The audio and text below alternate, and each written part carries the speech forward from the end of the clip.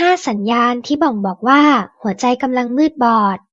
1. กล้าทิ้งละหมาดทั้งที่รู้ว่าเป็นบาปใหญ่ 2. ไม่รู้สึกกลัวเมื่อทำสิ่งที่ไม่ดีมัสยิด 3. รู้สึกรำคาญเมื่อมีคนมาตักเตือน 4. ไม่รู้สึกว่าวันหนึ่งตัวเองจะต้องตาย 5. พยายามแสวงหาความสุขบนโลกดุนยาจนลืมความสุขที่แท้จริงในโลกหน้าอาคีเราะห์เนื้อหาบทความชูยาเคที ขอพระองค์ทรงคุ้มครองเราทุกคนจากการมีหัวใจที่มืดบอดด้วยเถิดอามีน